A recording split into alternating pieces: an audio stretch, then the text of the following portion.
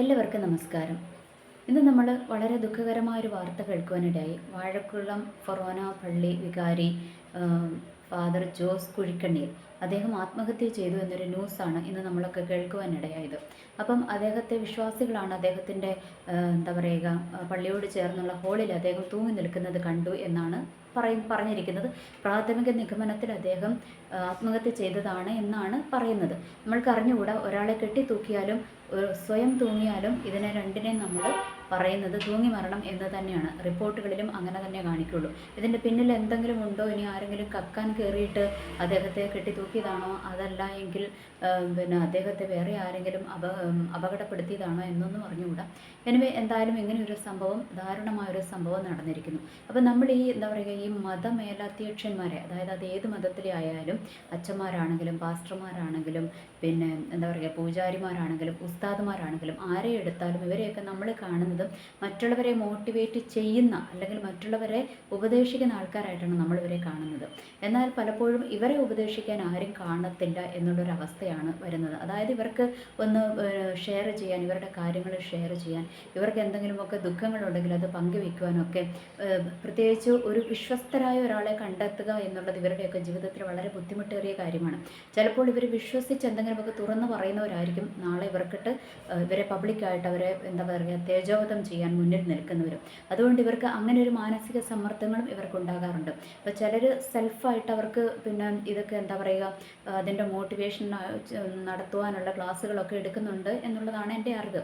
Okay, അതുകൊണ്ടൊന്നും ഒരു വ്യക്തിയെ ഒരു പൂർണ്ണമായിട്ടും അല്ലെങ്കിൽ വർഷത്തിൽ ഒരിക്കൽ വയ്ക്കുന്ന ക്ലാസ്സുകളോ എന്താ പറയുക പ്രബോധന ക്ലാസ്സുകളോ അല്ലെങ്കിൽ ഒരു സ്പിരിച്വൽ ക്ലാസ്സുകളോ കൊണ്ടൊന്നും ഇവരുടെ ജീവിതത്തെ പൂർണ്ണതയിൽ എത്തിക്കുവാൻ കഴിയത്തില്ല, അല്ലേ?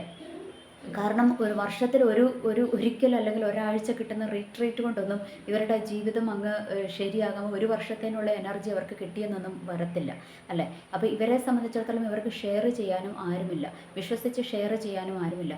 അപ്പം ഇങ്ങനെ വരുന്ന ഈ സാഹചര്യത്തിൽ ഇവർക്കൊക്കെ ഒന്നേ ചെയ്യുവാനുള്ളൂ, മറ്റുള്ളവരെയും ആശ്രയിക്കാൻ പറ്റത്തില്ല, ആരെയും ആശ്രയിക്കാൻ പറ്റത്തില്ല. ഇനി മേലാധികാരികളോട് ഒന്ന് കംപ്ലയിൻറ്റ് ചെയ്യാനോ അവരോടൊന്ന് പറയാനോ പറ്റത്തില്ല, കാരണം അവർ മനസ്സിലാക്കണമെന്നില്ല, അല്ലേ?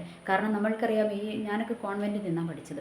അപ്പം അവിടെയൊക്കെ നോക്കുമ്പോൾ ഇവർ അങ്ങോട്ടും ഇങ്ങോട്ടും ഒരു സഹകരണം ഉണ്ടാകത്തില്ല. ചിലപ്പോൾ ഗ്രൂപ്പിസം കാണും, ഈ സിസ്റ്റേഴ്സിൻ്റെ ഒക്കെ ഇടയ്ക്ക് ഗ്രൂപ്പിസം ഉണ്ടാകും, അതുപോലെ അച്ഛന്മാരുടെ ഇടയ്ക്ക്, അതുപോലെ ഈ പാസ്റ്റർമാരുടെ ഇടയ്ക്ക്, സന്യാസിമാരുടെ ഇടയ്ക്ക്, പിന്നെ അതുപോലെ ഉസ്താദുമാരുടെ ഇടയ്ക്ക്, എല്ലാവരുടെയും അടുത്തും ഇങ്ങനെ അവർ ഒത്തിരി പ്രശ്നങ്ങൾ നേരിടുന്നുണ്ട്. ഈ പാർഷ്യാലിറ്റി ഒക്കെ ഉണ്ട്, കാരണം എല്ലാവർക്കും സപ്പോർട്ട് കിട്ടണമെന്നില്ല. അപ്പം ഇവർ ഒത്തിരി ബുദ്ധിമുട്ടുകൾ ഇതിൻ്റെ ഇടയ്ക്ക് ഇവർ അനുഭവിക്കുന്നുണ്ട്. അതിൽ നിന്നാണ് ഇവർ മറ്റുള്ളവരെ പ്രബോധിപ്പിക്കാനായിട്ട് ഇറങ്ങിത്തിരിക്കുന്നത്. അപ്പം ഇങ്ങനെ വരുന്ന സാഹചര്യത്തിൽ ഇവർക്ക് മറ്റുള്ളവരോട് ഷെയർ ചെയ്യാൻ പറ്റാതെ വരുന്ന സാഹചര്യത്തിൽ, പ്രത്യേകിച്ച് ഈ അച്ഛന്മാരെയും സിസ്റ്റർമാരെയൊക്കെ എടുത്തു നോക്കിയാൽ ഇവരെ ഒന്ന് മനസ്സിലാക്കാനോ പലപ്പോഴും ഇവരെ ഒന്ന് അംഗീകരിക്കാനോ ഇവരുടെ മേലാധികാരികൾ തയ്യാറാകാതെ വരും. അത് ഇവരെ കടുത്ത നിരാശയിലൊക്കെ തള്ളിവിട്ടിട്ടുണ്ടാകും. അപ്പം ഇങ്ങനത്തെ സാഹചര്യങ്ങൾ വരുമ്പോൾ നമ്മൾക്ക് ആശ്രയിക്കാനുള്ളത് ദൈവത്തിൽ ആശ്രയിക്കുക എന്നുള്ള കാര്യം മാത്രമേ ഇതിനകത്തുള്ളൂ. നമ്മുടെ മതഗ്രന്ഥങ്ങളിൽ ആശ്രയിക്കുക, അതിനകത്തുനിന്നൊരു ആശ്വാസം കണ്ടെത്തുക മാത്രമേ ഇവരുടെ മുൻപിലുള്ള പോംവഴിയുള്ളൂ. നമ്മൾക്കറിയുന്ന ക്രിസ്ത്യൻസിനെയൊക്കെ എടുത്ത് നോക്കുമ്പോൾ ക്രിസ്ത്യൻസിന് മാത്രമല്ല, ഏത് മതവിഭാഗങ്ങൾ എടുത്താലും അവർക്ക് ഇന്ന് മതത്തിനോടോ അല്ലെങ്കിൽ അതിൻ്റെ തലപ്പത്ത് നിൽക്കുന്നവരോട് യാതൊരു ബഹുമാനമോ അല്ലെങ്കിൽ അവരെ അനുസരിക്കുന്ന ഒരു മനോഭാവമോ ഇല്ല. വളർന്നു വരുന്ന തലമുറകളിലും അങ്ങനെ തന്നെയാണ് കാണുന്നത്. പണ്ടൊക്കെ നമ്മളൊരു പള്ളിയിലച്ഛൻ അല്ലെങ്കിൽ ഒരു പാസ്റ്റർ അല്ലെങ്കിൽ ഒരു സന്യാസി അല്ലെങ്കിൽ ഒരു ഉസ്താദ് ഇങ്ങനെയുള്ളവരെയൊക്കെ കാണുമ്പോഴത്തേക്കും നമ്മൾക്ക് ഒരു ബഹുമാനമുണ്ടായിരുന്നു. എന്നാൽ ഇന്നത്തെ തലമുറകൾക്കോ ഇന്നുള്ള ആൾക്കാർക്കോ അതൊന്നുമില്ല എന്നുള്ളതാണ് സത്യം. കാരണം ഇന്ന് സോഷ്യൽ മീഡിയയുടെ അതിപ്രസരം കാരണം മറ്റുള്ള കുറേ സ്റ്റോറികളൊക്കെ ഇങ്ങനെ കേൾക്കുന്നു. അപ്പോൾ നമ്മൾ ഏതെങ്കിലും ഒരു സ്റ്റോറി കേട്ടാൽ ആ ഒരു കാറ്റഗറീനെ മുഴുവൻ നമ്മൾ അതിനകത്ത് പെടുത്തി അവരെ നമ്മൾ ക്രൂശിക്കാറാണ് ചെയ്യുന്നത്. അപ്പോൾ അതുകൊണ്ടാണ് ഈ വളർന്നു വരുന്ന തലമുറകൾക്ക് പോലും അവരോട് യാതൊരു വിധത്തിലുള്ള റെസ്പെക്റ്റ് നമ്മൾ കൊടുക്കാറില്ല എന്നുള്ളത് വാസ്തവമായ കാര്യമാണ്. അപ്പം ഇങ്ങനെ വരുന്ന സാഹചര്യത്തിൽ ഇവർ ഒത്തിരി പ്രഷർ അനുഭവിക്കുന്നുണ്ട്. ഇപ്പം നമുക്കറിയാം, പള്ളി പിടിച്ചെടുക്കുന്നു, പള്ളിയിൽ പിന്നെ കുർബാനയുടെ അങ്ങനെ വേണം ഇങ്ങനെ വേണം, പുറം തിരിഞ്ഞ് നിൽക്കണം, ഇങ്ങോട്ട് തിരിഞ്ഞ് നിൽക്കണം എന്നൊക്കെ പറഞ്ഞുകൊണ്ട് ഭയങ്കരമായിട്ടുള്ള പ്രശ്നങ്ങളും അടിപിടികളും ഒക്കെ നടന്നുകൊണ്ടിരിക്കണം. ഈവൻ ചർച്ചിൻ്റെ അകത്ത് പോലും, ആരാധനാലയങ്ങൾക്കകത്ത് പോലും ആൾക്കാർ യാതൊരു ഭയവുമില്ലാതെ ഇങ്ങനെ അങ്ങോട്ടും ഇങ്ങോട്ടും വാളെടുക്കുന്ന ഒരു സിറ്റുവേഷനിലാണ് ഇപ്പം വന്ന് നിൽക്കുന്നത്. അപ്പം ഇങ്ങനെ വരുന്ന സാഹചര്യങ്ങളിൽ ഇതിൻ്റെ തലപ്പത്തിരിക്കുന്ന ഇവർക്കിതൊരു വല്ലാത്ത മാനസിക സമ്മർദ്ദം കൊടുക്കും. അതിൻ്റെ ഇടയ്ക്ക് ആരുടെയും സപ്പോർട്ടുമില്ല എന്ന് കണ്ടു കഴിയുമ്പോൾ ഇവർക്ക് ഭയങ്കര ആയിട്ടുള്ള മാനസിക സമ്മർദ്ദം ഉണ്ടാകും. അതുകൊണ്ടായിരിക്കും ഇവരുടെയൊക്കെ ജീവിതത്തിൻ്റെ പാതി വഴികളിൽ വെച്ച് ഇവരിതൊക്കെ സ്റ്റോപ്പ് ചെയ്ത് പോകുന്നത്. അതായത് ആത്മഹത്യ അതുപോലുള്ള എന്തെങ്കിലുമൊക്കെ ഇവർ തിരഞ്ഞെടുക്കാനുള്ള കാരണം. അപ്പം ഇങ്ങനെ വരുന്ന സാഹചര്യത്തിൽ നമ്മൾക്ക് ആശ്രയിക്കാനുള്ളത് ദൈവത്തിൽ ആശ്രയിക്കുക എന്നൊരു പോംവഴി മാത്രമേ നമ്മുടെ മുന്നിലുള്ളൂ. നമ്മുടെ കയ്യിലിരിക്കുന്ന മതഗ്രന്ഥങ്ങളിൽ വിശ്വസിക്കുക, അതിനകത്തുനിന്ന് ആശ്വാസ വചനങ്ങൾ കണ്ടെത്തുക. ഇതിനും ഒരു പരിധിയുണ്ട്. അതിലപ്പുറം നമ്മൾക്ക് വേണ്ടുന്ന ഒന്നാണ് നമ്മൾ ഈ എന്താ പറയുക, ക്രിസ്ത്യൻസിനെ സംബന്ധിച്ചിടത്തോളം ഈ പരിശുദ്ധാത്മാവിൻ്റെ അഭിഷേകം എന്ന് പറയുന്നത്. അപ്പോൾ ഈ പരിശുദ്ധാത്മാവ് നമ്മുടെ ഉള്ളിൽ ക്രിയ ചെയ്ത് കഴിയുമ്പോഴാണ് എന്താ പറയുക, നമ്മൾക്ക് കുറേയൊക്കെ എല്ലാ കാര്യങ്ങളെയും തരണം ചെയ്യാനുള്ള ഒരു ശക്തി ലഭിക്കത്തുള്ളൂ. അപ്പം ഇത് അതിനകത്തൊരു വലിയൊരു പോയിൻ്റാണ്. ഇതിനകത്തൊരു വലിയ പോയിൻ്റാണ്. അപ്പോൾ ഈ അച്ഛന്മാരെ സിസ്റ്റേഴ്സിനെയൊക്കെ സംബന്ധിച്ചിടത്തോളം എത്രത്തോളം അവർ പരിശുദ്ധാത്മാവിൻ്റെ അണ്ടറിലാണ്, പരിശുദ്ധാത്മാവിൻ്റെ അഭിഷേകം പ്രാപിച്ചിട്ടുണ്ട് എന്നുള്ളതൊന്നും എനിക്ക് അറിഞ്ഞുകൂടാ. അപ്പം ശരിക്കും പരിശുദ്ധാത്മാവാണ് നമ്മൾക്ക് ഇങ്ങനെയുള്ള കാര്യങ്ങളിലൊക്കെ നമ്മൾക്ക് തുണ നിൽക്കുന്നത്. അല്ലാതെ എഴുതി ചൊല്ലിയ എന്താ പറയുക, ബുക്കുകളിൽ നിന്നുള്ളത് വായിച്ചു കൂട്ടിയിട്ടുള്ളതല്ല പ്രാർത്ഥന. അത് നമ്മുടെ ഹൃദയത്തിൻ്റെ ആഴത്തിൽ നിന്ന് ദൈവവുമായിട്ടൊരു കമ്മ്യൂണിക്കേഷൻ ഉണ്ടാകണം.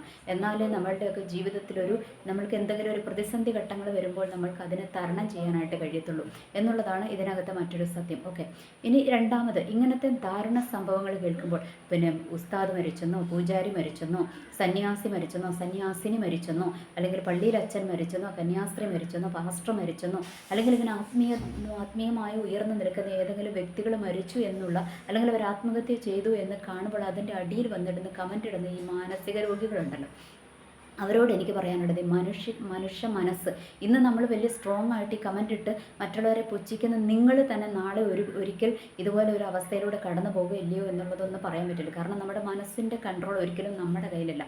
അതൊരു പരിധി വരെ നമ്മൾക്ക് അതിനെ കൺട്രോൾ ചെയ്യാൻ പറ്റത്തുള്ളൂ. കുറേ കഴിഞ്ഞ് കഴിയുമ്പോൾ നമ്മൾക്ക് ഈ പ്രഷർ താങ്ങാൻ പറ്റാതെ വരുമ്പോൾ നമ്മളുടെ മാനസികമായ ഒരു നില തന്നെ തെറ്റിപ്പോകുന്ന അവസ്ഥ വരും. ഒരു ഡിപ്രഷനിലേക്കൊക്കെ നമ്മൾ പോകുന്ന അവസ്ഥ വരും. അപ്പം നിങ്ങളൊന്ന് മനസ്സിലാക്കുക, ഇവരുടെ ഈ എന്താ പറയുക, ഇങ്ങനെ ഈ ആത്മീയ തലത്തിൽ നിൽക്കുന്നവരെ എപ്പോഴും അവർ നേരിടുന്ന ഒരു വെല്ലുവിളിയാണ്, അവർക്കെതിരെ പറയുന്ന ഒരു വിഷയമാണ് ലൈംഗിക ദാരിദ്ര്യം. എന്തിനാണെന്ന് ഇപ്പം അത് മാത്രം ഉണ്ടെങ്കിലേ മനുഷ്യന് ജീവിക്കാൻ പറ്റത്തുള്ളൂ എന്നൊന്നുമില്ല. അവർ അതിനെയൊക്കെ അതിജീവിക്കുവാനുള്ള ഒരു ട്രെയിനിങ്ങും അതിനെ അതിജീവിക്കുവാനുള്ള ഒരു മാനസികമായ തയ്യാറെടുപ്പുകളോടെ ആയിരിക്കും ഇവരിതിൻ്റെ തലപ്പത്തൊക്കെ വന്നിരിക്കുന്നത്. ചിലർ അതിനകത്ത് പരാജയപ്പെട്ടു പോയിട്ടുണ്ടാകാം, ചിലർ ജയത്തോടെ മുന്നോട്ട് പോയിട്ടുണ്ടാകാം. എന്തെങ്കിലും ഒരു വിഷയം കണ്ടു കഴിയുമ്പോഴത്തേക്ക് അതിന് ഒട്ടനെ ഈ സെക്സുമായിട്ട് നമ്മളതിനെ കമ്പയർ ചെയ്യരുത്. അത് മാനസികമായ ഒരു രോഗത്തിൻ്റെ ലക്ഷണമാണ്. അല്ലെങ്കിൽ മാനസിക നില തെറ്റിയ എന്തിനും അങ്ങനെ കാണുന്ന ഒരു കൂട്ടം വൃത്തികെട്ട മനുഷ്യന്മാരുടെ മെൻറ്റാലിറ്റി ആയിട്ട് അതിനെ കാണാൻ പറ്റത്തുള്ളൂ. അപ്പോൾ നമ്മളൊരു മനുഷ്യൻ്റെ മരണത്തെയൊക്കെ എടുത്തിങ്ങനെ ചുമ്മാ അമ്മാനമാടരുത്. അവർക്ക് എന്തെങ്കിലും മാനസികമായ ടെൻഷൻസുകളോ എന്തെങ്കിലുമൊക്കെ വിഷയങ്ങൾ അവർക്കുണ്ടാകും. എല്ലാത്തിനെയും ഒരു സെക്സ് എന്നുള്ള രീതിയിൽ കാണരുത്. കാരണം മനുഷ്യനാണ്, വികാരങ്ങൾ വിചാരങ്ങളൊക്കെ ഉണ്ടാകാം. പക്ഷേ എന്നും വെച്ച് എല്ലാം ഇതിലാണ്, അതായത് ഈ സെക്സിൽ മാത്രമാണ് മനുഷ്യൻ്റെ ജീവിതം തൂങ്ങിക്കിടക്കുന്നതെന്ന് ആരും വിചാരിക്കരുത്. അങ്ങനെ വിചാരിക്കുന്നുണ്ടെങ്കിൽ അത് ഒരുതരം മാനസിക രോഗമാണ്. നിങ്ങൾ എന്തായാലും അതിന് ചികിത്സ തേടേണ്ടിയിരിക്കുന്നു. എനിവേ, എല്ലാവർക്കും നല്ലൊരു ദിവസം ആശംസിക്കുന്നു. നന്ദി, നമസ്കാരം.